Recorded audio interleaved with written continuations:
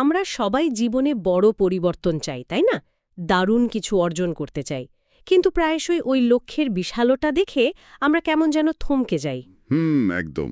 আজকের এই আলোচনায় আমরা এমন একটা ধারণার গভীরে যাব যা এই পুরো প্রক্রিয়াটাকে অন্যরকমভাবে দেখতে সাহায্য করে। মানে কিভাবে প্রতিদিন মাত্র 1% উন্নতি আমাদের অভ্যাসে একটা বৈপ্লবিক পরিবর্তন আনতে পারে। হ্যাঁ। আমাদের হাতে জেমস ক্লিয়ারের কিছু চিন্তাভাবনার নির্যাস আছে, যা মূলত একটা ইউটিউব ভিডিও ট্রান্সক্রিপ্ট থেকে নেওয়া। আমাদের উদ্দেশ্য হল এই ছোট ছোট পদক্ষেপের পেছনের যে শক্তিটা সেটা বোঝার কি, আর অভ্যাস তৈরির কিছু কার্যকর কৌশল জেনে নেওয়া, যা হয়তো আমাদের রোজকার জীবনকে একটু একটু করে বদলে দিতে পারে। ঠিক ধরেছেন। এই 1% বিষয়টা শুনতে খুবই ছোট মনে হয়, তাই না? কিন্তু এর প্রভাবটা আসলেই অসাধারণ। আমরা প্রায়শই রাতারাতি সাফল্যের খোঁজ করি, কিন্তু আসল ম্যাজিকটা লুকিয়ে থাকে এই নিয়মিত, এই ছোট ছোট উন্নতিগুলোর মধ্যেই। এটা শুধু অঙ্কের খেলা না, এর পেছনে কিন্তু গভীর মনস্তাত্ত্বিক ভিত্তিও আছে। চলুন এই 1% ধারণার মূল জায়গাটা দিয়েই শুরু করা যাক। মানে কেন এটা এতটা শক্তিশালী? হ্যাঁ, ওই 1% বৃদ্ধি বা অবনতির ব্যাপারটা দিয়েই শুরু করি। প্রতিদিন সামান্য একটু ভালো হওয়া বা ধরুন একটু খারাপ হওয়া, এর দীর্ঘমেয়াদী ফলটা ঠিক কেমন হতে পারে? কারণ আমরা তো সাধারণত বড় পরিবর্তনগুলোই খেয়াল করি, ছোটগুলো তো চোখেই পড়ে না। এখানেই তো বিষয়টা চমকপ্রদ। দেখুন, গাণিতিক দিকটা যদি দেখেন, কেউ যদি প্রতিদিন মাত্র 1% করে উন্নতি করে, তাহলে 1 বছর শেষে সে শুরুর তুলনায় প্রায় 37 গুণ ভালো অবস্থানে থাকবে। 37 গুণ? হ্যাঁ। আচ্ছা। হ্যাঁ। আর উল্টো দিকে যদি প্রতিদিন 1% করে খারাপ হতে থাকে, বছর শেষে অবস্থাটা প্রায় শূন্যের কাছাকাছি চলে আসবে। ও। কিন্তু এই সংখ্যার থেকেও গুরুত্বপূর্ণ হলো এর পেছনের নীতিটা, মানে চক্রবৃদ্ধি বা কম্পাউন্ডিং এফেক্ট। এটা শুধু অর্থনীতিতেই কাজ করে না, আমাদের অভ্যাসেও একইভাবে কাজ করে। আচ্ছা। আমরা বড় নাটকীয় পরিবর্তনের দিকে তাকিয়ে থাকি, কিন্তু আমরা বুঝতেই পারি না যে আমাদের প্রতিদিনের ছোট ছোট সিদ্ধান্ত, ছোট ছোট অভ্যাসগুলোই ধীরে ধীরে আমাদের তৈরি করছে বা হয়তো ভাঙছে। আমরা হয়তো টেরই পাই না যে এই ক্ষুদ্র পরিবর্তনগুলোই আমাদের ভবিষ্যতের ভিতটা গেঁথে দিচ্ছে। তার মানে এই পরিবর্তনগুলো এতটাই সূক্ষ্ম যে আমরা প্রায়শই এর গুরুত্বটা বুঝতে পারি না যতক্ষণ না অনেকটা সময় পেরিয়ে যায়। বেশ ইন্টারেস্টিং।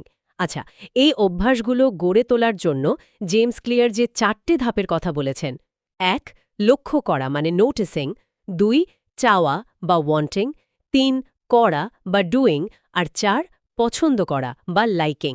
চলুন প্রথম ধাপটা নিয়ে কথা বলি, লক্ষ্য করা বা কিউ বিষয়টা। হ্যাঁ, এই প্রথম ধাপেই একটা খুব জরুরি বিষয় সামনে আসে। অনেক সময় আমরা ভাবি কি কোনো কাজ করতে পারছি না, তার কারণ হলো ইচ্ছাশক্তি বা মোটিভেশনের অভাব। এটাই তো মনে হয়। কিন্তু ক্লিয়ার বলছেন, প্রায়শই আসল সমস্যাটা মোটিভেশনের অভাব নয়, বরং সুস্পষ্টতার অভাব। মানে একটা পরিষ্কার পরিকল্পনার অভাব। আমরা ভাবে, ইস, যদি ব্যায়াম করতে ইচ্ছে হতো বা যদি লেখার মুড আসতো, তাহলে হয়তো করতাম। কিন্তু আসলে যা দরকার তা হলো কখন, কোথায়, কিভাবে কাজটা করব সেই বিষয়ে একটা স্পষ্ট ধারণা। ঠিক। আর এই স্বচ্ছতা আনার জন্য একটা দারুণ কৌশলের কথা বলা হয়েছে, বাস্তবায়নের উদ্দেশ্য বা ইমপ্লিমেন্টেশন ইন্টেনশন। মানে শুধু আমি ব্যায়াম করব না ভেবে, বরং নির্দিষ্ট করে বলা, আমি সোমবার বিকেল 5টায় আমার ড্রয়িং রুমে 20 মিনিট ব্যায়াম করব। এটা কিভাবে সাহায্য করে? এটা কি নিজের জন্য একটা অ্যাপয়েন্টমেন্ট সেট করার মতো? হ্যাঁ, অনেকটা তাই। যখন আপনি একদম নির্দিষ্ট করে ফেলেন কখন, কোথায় এবং কি করবেন, তখন এই সিদ্ধান্ত নেওয়ার মানসিক চাপটা অনেক কমে যায়। আচ্ছা। প্রতিদিন সকালে উঠে আর ভাবতে হয় না আজ কি ব্যায়াম করার সময় হবে বা কখন করলে ভালো হয়। পরিকল্পনাটা তো তৈরিই থাকে, শুধু সেটা অনুসরণ করতে হয়। এটা ইচ্ছাশক্তির ওপর নির্ভরতা কমায়, কারণ পথের নকশাটা মানে রোডম্যাপটা আগে থেকেই তৈরি। হুম। কিন্তু প্রশ্ন হলো, পরিকল্পনা করলেই কি সব বাধা দূর হয়ে যায়? জীবন তো আর সবসময় পরিকল্পনা মতো চলে না, তাই না? একদমই তাই। পরিকল্পনা যতই ভালো হোক, অপ্রত্যাশিত ঘটনা বা বাধা তো আসবেই। এখানে কি ওই দ্বিতীয় কৌশলটার প্রয়োজন পড়ে? আপনি বলছিলেন ব্যর্থতার প্রাক বিশ্লেষণ বা ফেলিয়ার প্রিমর্টমের কথা। নামটা শুনেই কেমন যেন লাগছে। ব্যর্থতার কথা আগেভাগেই চিন্তা করা, এটা কি একটু নেতিবাচক শোনাচ্ছে না? হা হা, নামটা হয়তো একটু অন্যরকম শোনায়, কিন্তু কৌশলটা দারুণ কাজের। এর মূল ধারণাটা হলো কোনো লক্ষ্য বা পরিকল্পনা শুরু করার আগে একটু কল্পনা করুন যে ধরা যাক 6 মাস বা 1 বছর পর আপনি ওই লক্ষ্যে পৌঁছাতে পারেননি, মানে ব্যর্থ হয়েছেন। ও তো নেতিবাচক চিন্তা নয়, বরং এটা হলো বাস্তবসম্মত প্রস্তুতি। আগে থেকে সম্ভাব্য বাধাগুলো চিহ্নিত করতে পারলে সেগুলোর জন্য আপনি মানসিকভাবে এবং কার্যত প্রস্তুতি নিতে পারবেন। ও আচ্ছা, তার মানে এটা হলো একরকম প্রোঅ্যাক্টিভ প্রবলেম সলভিং আর কি। যেমন আমি ব্যায়াম করার পরিকল্পনা করলাম, কিন্তু প্রি মর্টেমে ভাবলাম হয়তো কাজের চাপে সোমবার পারবো না, বা হয়তো খুব ক্লান্ত থাকব। তখন আগে থেকেই একটা বিকল্প ঠিক করে রাখা। একেবারে, আপনি তখন যদি তাহলে বা ইফ দেন পরিকল্পনা তৈরি করতে পারেন।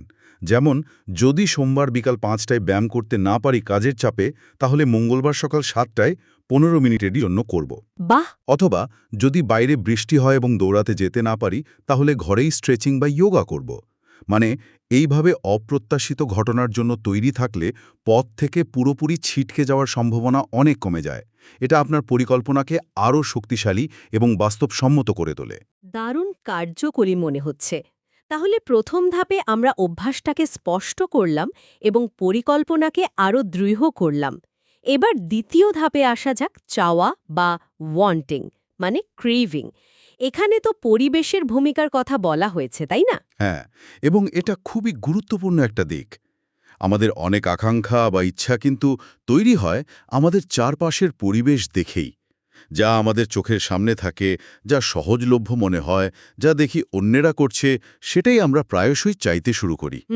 হতেও জিনিসটা আমাদের আসলেই দরকার ছিল না, কিন্তু ওটা সহজলভ্য বা দৃশ্যমান হওয়ার কারণেই সেটার প্রতি একটা আকর্ষণ তৈরি হয়ে যায়। মানে আমরা পরিবেশের দ্বারা ভীষণভাবে প্রভাবিত হই। তার মানে অজান্তেই আমরা পরিবেশের শিকার হয়ে যেতে পারি।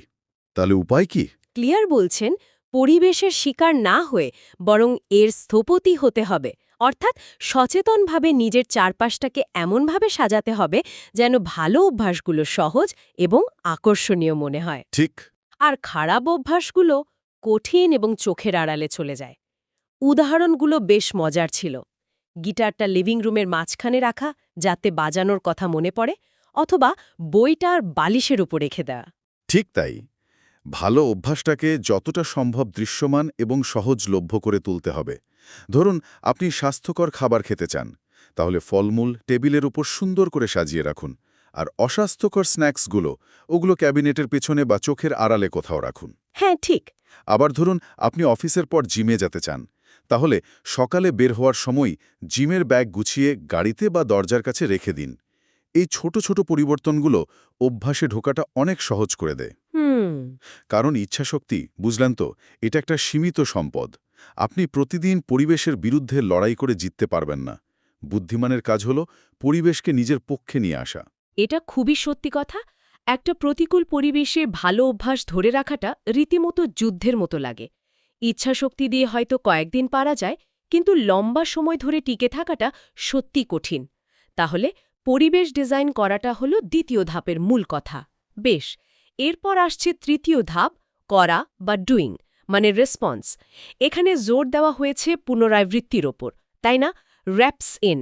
হ্যাঁ, এই ধাপের মূল মন্ত্র হল কাজটা শুরু করা এবং নিয়মিত করা। এখানে পারফেকশনিজম বা একেবারে নিখুঁত হওয়ার চিন্তাটা একটু বাদ দিয়ে শুধু কাজটা করার ওপর জোর দেওয়া হচ্ছে। যে কোনো দক্ষতা বা ভালো ফলাফল আসলে অসংখ্য ছোট ছোট পুনরাবৃত্তির যোগফল। ঠিক। তাই ফিনিশ লাইনের দিকে তাকিয়ে হতাশ না হয়ে স্টার্টিং লাইনের দিকে মনোযোগ দিতে হবে। মানে কাজটা শুরু করাটাকে যতটা সম্ভব সহজ করে তুলতে হবে। ক্লিয়ার?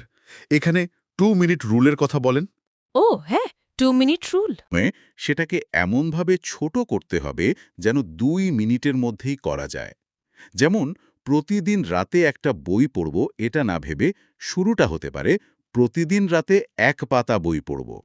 বাহ! বা প্রতিদিন 30 মিনিট দৌড়াবো না ভেবে শুরুটা হতে পারে দৌড়ানোর জুতোটা পরব। জাস্ট ওইটুকু। বাহ! এটা তো শুরু করার জড়তা কাটানোর দারুণ একটা উপায়। মানে মূল লক্ষ্য হলো আগে অভ্যাসটা তৈরি করা, পরিমাণ বা গুণগত মান নিয়ে পড়ে ভাবা।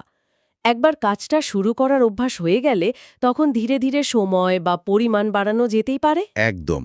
কিন্তু অনেকেই হয়তো ভাবেন শুধু কাজটা করলেই কি হবে, ফলাফল তো দরকার। অবশ্যই ফলাফল দরকার, কিন্তু ফলাফলটা আসে ধারাবাহিকতা থেকে, কনসিস্টেন্সি থেকে। আর ধারাবাহিকতা আসে কাজটা নিয়মিত করা থেকে। তাই শুরুতে ফোকাসটা ফলাফলের ওপর না রেখে প্রক্রিয়ার ওপর রাখতে হবে। হুম। কাজটা শুরু করাটাকে যত সহজ আর ঘর্ষণহীন মানে ফ্রিকশনলেস করা যাবে, তত বেশিবার সেটা করার সম্ভাবনা বাড়বে। আর যত বেশিবার করা হবে তত দক্ষতা বাড়বে এবং একসময় কাঙ্ক্ষিত ফলাফলও আসবে। তাই এই ধাপের মূল চ্যালেঞ্জ হল কাজটা শুরু করার পথে সব বাধা দূর করা। বোঝা গেল, শুরুটাকে সহজ করা, নিয়মিত করা। আচ্ছা, এবার চতুর্থ এবং শেষ ধাপ, পছন্দ করা বা লাইকিং মানে রিওয়ার্ড। এখানে বলা হচ্ছে আমরা সেই কাজগুলোই বারবার করি যা আমাদের ভালো লাগা দেয় বা কোনো না কোনোভাবে পুরস্কৃত করে। কিন্তু ভালো অভ্যাসের সমস্যা হলো এর পুরস্কার পেতে দেরি হয়, কিন্তু কষ্টটা হয় তাৎক্ষণিক। যেমন ব্যায়ামের সুফল তো দীর্ঘমেয়াদী, কিন্তু কষ্টটা এখনই। এই সমস্যার সমাধান কি? এখানে আসল কৌশলটা হলো ওই পুরস্কারের অনুভূতিটাকে বর্তমানে নিয়ে আসা, মানে তাৎক্ষণিক করা। যেহেতু ভালো অভ্যাসের আসল পুরস্কার, যেমন ধরুন স্বাস্থ্য, জ্ঞান বা অর্থ, এগুলো আসতে সময় লাগে, তাই অভ্যাসটা চালিয়ে যাওয়ার জন্য আমাদের মস্তিষ্ককে তাৎক্ষণিক কোনো সন্তুষ্টি বা পুরস্কার দিতে হবে। আচ্ছা। এখানে সেইদ গুডিনের একটা উক্তি খুব প্রাসঙ্গিক, যা ক্লিয়ার উল্লেখ করেছেন যে দীর্ঘমেয়াদী আচরণ পরিবর্তনের সবচেয়ে ভালো উপায় হল স্বল্পমেয়াদী ফিডব্যাক বা প্রতিক্রিয়া নিশ্চিত করা। আমাদের মস্তিষ্ক তাৎক্ষণিক ফলাফলে বেশি সাড়া দেয়। এর একটা খুব বাস্তব উদাহরণ দেওয়া হয়েছে, ওই ক্যালেন্ডার ব্যবহার করে অভ্যাসের ট্র্যাক রাখা। একটা বড় দেওয়াল ক্যালেন্ডার নিয়ে প্রতিদিন কাঙ্ক্ষিত অভ্যাসটা পালন করার পর সেই দিনের উপর একটা বড় এক্স চিহ্ন দেওয়া। কিছুদিন পর যখন অনেকগুলো এক্স মিলে একটা চেন তৈরি হয়, তখন মূল প্রেরণা হয়ে দাঁড়ায় এই চেনটা ভাঙা যাবে না। এটা কি আসলেই কাজ করে? হ্যাঁ, এটা কিন্তু দারুণ কাজ করে। কারণ প্রতিদিন ওই এক্স চিহ্ন দেওয়াটা নিজেই একটা ছোট পুরস্কার। এটা আপনাকে আপনার অগ্রগতির একটা চাক্ষুষ প্রমাণ দেয়। আপনি দেখতে পান আপনি কতদিন ধরে কাজটা করছেন। Visual cue. একদম। আর ওই চেইন না ভাঙার ইচ্ছাটা একটা শক্তিশালী প্রেরণা হিসেবে কাজ করে, যা আপনাকে কঠিন দিনগুলোতেও কাজটা করতে উৎসাহিত করে। তখন কাজটা ভালো হলো না খারাপ হলো, তার চেয়েও বড় হয়ে ওঠে ওই ধারাবাহিকতা বজায় রাখার সন্তুষ্টি। এটা এক ধরনের গেমিফিকেশন আর কি, যা পুরো প্রক্রিয়াটাকে একটু আনন্দদায়ক করে তোলে। ঠিক। এছাড়া আপনি অন্য ধরনের তাৎক্ষণিক পুরস্কারও সেট করতে পারেন, যেমন ব্যায়াম করার পর আপনার পছন্দের কোনো গান শোনা বা অন্য কোনো ছোট আনন্দ উপভোগ করা। মূল কথা হলো ভালো অভ্যাসটার সাথে একটা ইতিবাচক অনুভূতি জুড়ে দেওয়া। তাহলে এই 4টি ধাপ লক্ষ্য করা মানে পরিষ্কার করা, চাওয়া, আকর্ষণীয় করা, করা, সহজ করা এবং পছন্দ করা, সন্তোষজনক করা, অভ্যাস গঠনের একটা সম্পূর্ণ ফ্রেমওয়ার্ক দিচ্ছে। কিন্তু আলোচনাটা এখানেই শেষ হয়নি। এরপরে আরও গভীর একটা বিষয়ের দিকে যাওয়া হয়েছে, অভ্যাস এবং আমাদের আত্মপরিচয় বা আইডেন্টিটি। এটা কিভাবে সম্পর্কিত?